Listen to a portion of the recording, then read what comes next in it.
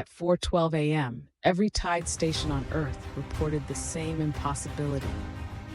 Sea level rose normally, pressure held steady, currents mapped exactly as predicted, yet something else arrived with the waves. Harbor workers in Chile dropped their ropes and began crying over a woman named Elena, though no one there had ever known an Elena. Children in Osaka pointed at the surf and screamed that their father's funeral was inside it.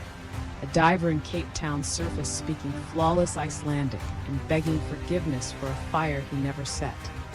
Hospitals called it synchronized psychosis for 6 hours. Then the instruments changed.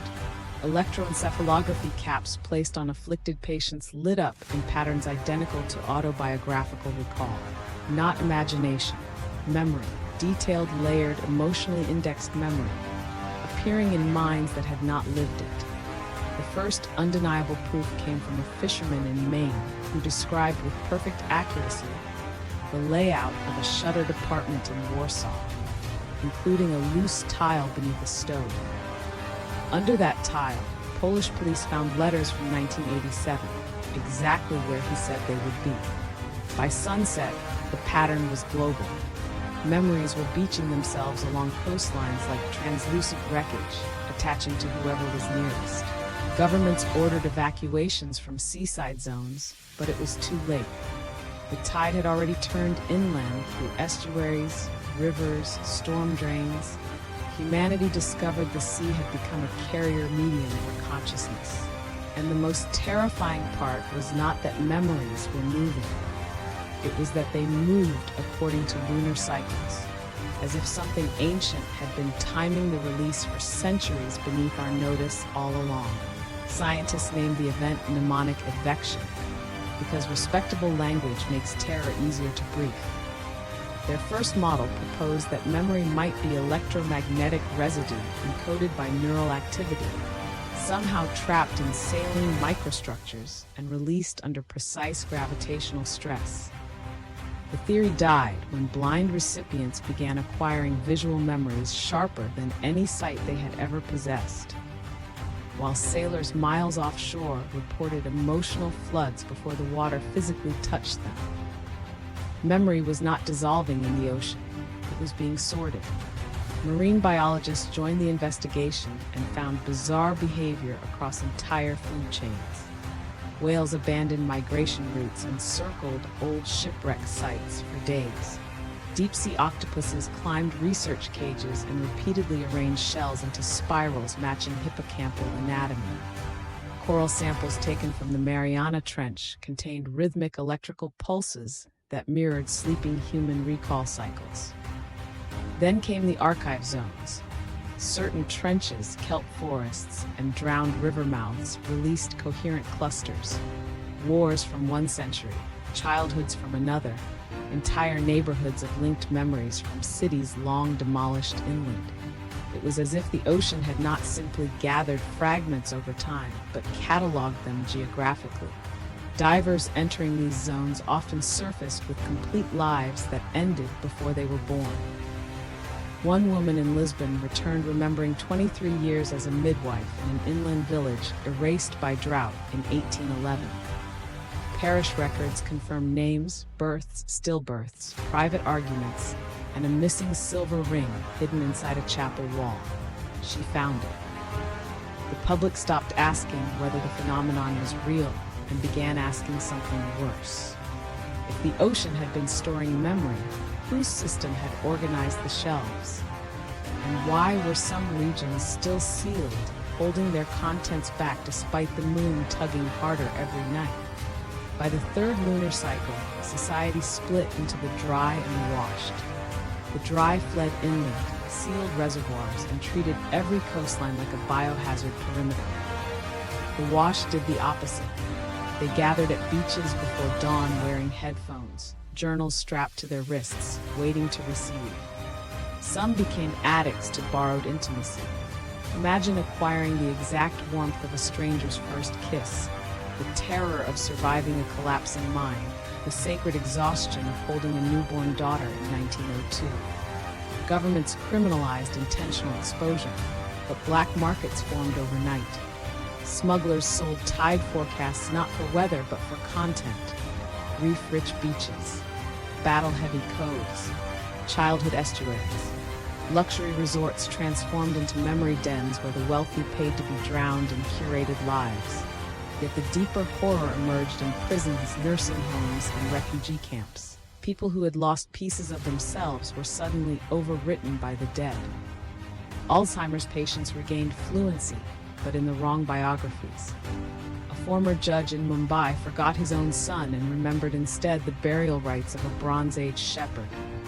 Witnesses in war tribunals delivered testimony from massacres no historian had recorded. Some confessions solved crimes. Others created impossible ones. Then, identity collapse began. People exposed repeatedly developed braided selfhoods, speaking in plural pronouns, defending values from centuries apart, mourning spouses with contradictory names. Psychologists argued over whether these were delusions or expansions. The law was helpless. If a woman remembered hiding gold in 1764 and the gold was found where she remembered, did the dead woman's property rights revive through her? More disturbing still, the Washed began reporting a recurring sensation inside the strongest tide events. Not memories alone, but observation.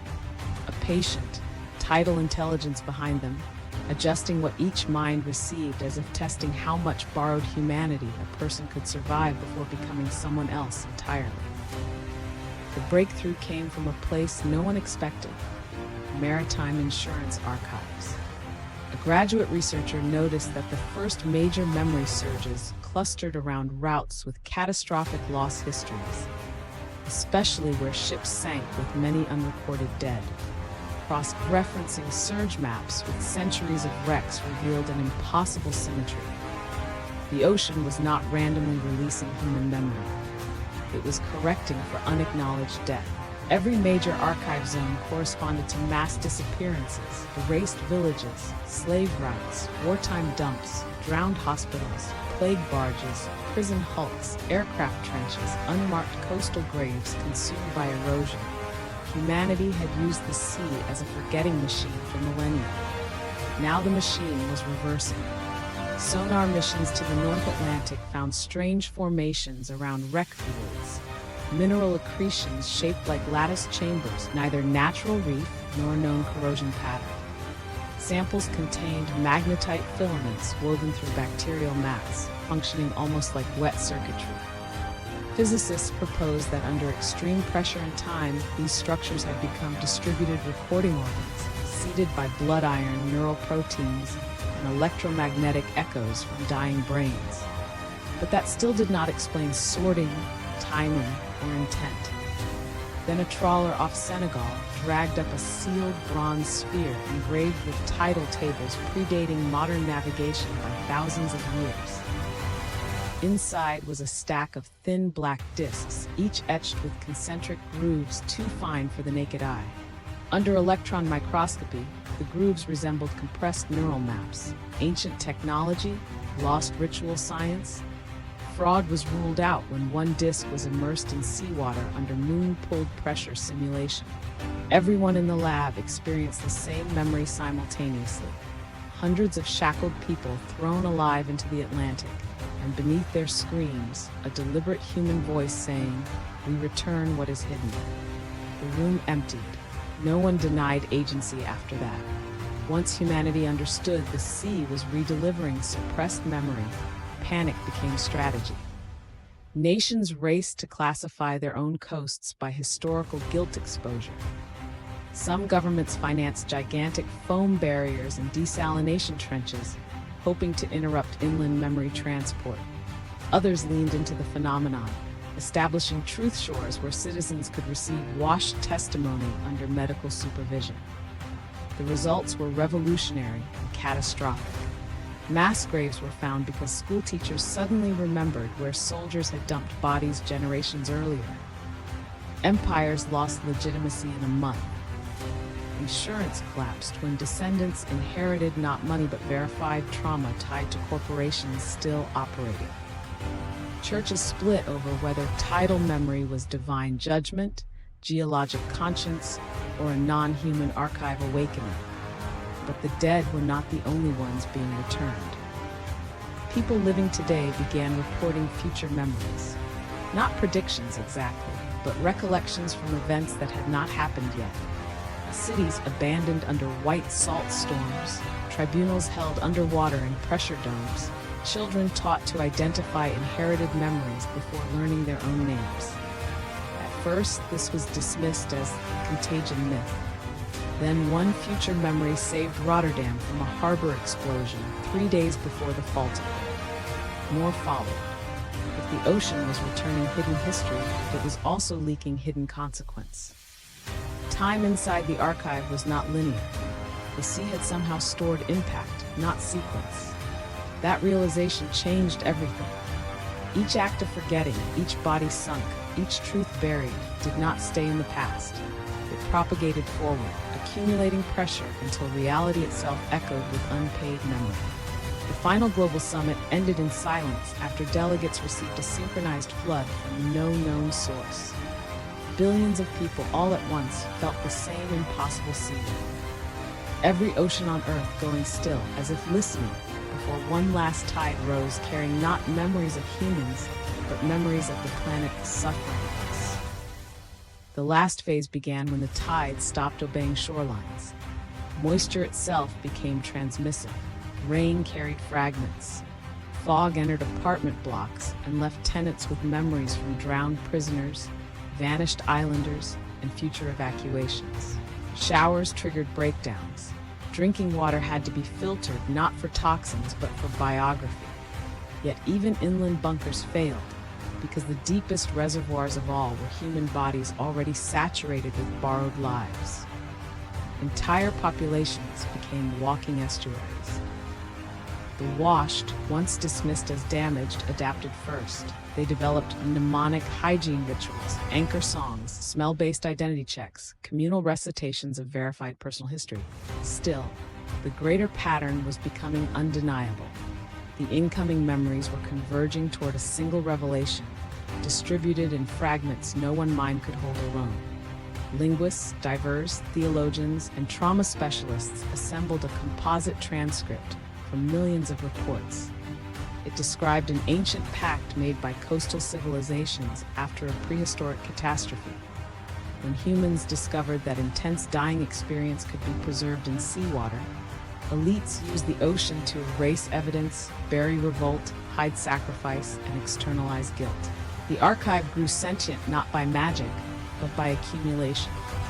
Enough suffering, layered long enough in conducted planetary systems, had produced selection, then pattern, then purpose. The sea became a witness, and witnesses eventually testified. On the final recorded broadcast, satellites showed every major ocean withdrawing a few meters in perfect synchrony, exposing black, glistening bands along the continental shelves like opened film reels. Broadcasters expected mega tsunamis. Instead, nothing struck. No wave came. Around the world, billions simply fell silent at once, eyes unfocused, as the planet returned every hidden memory simultaneously. Civilization did not die screaming. It disappeared into total remembrance, unable to continue after knowing exactly what it had been.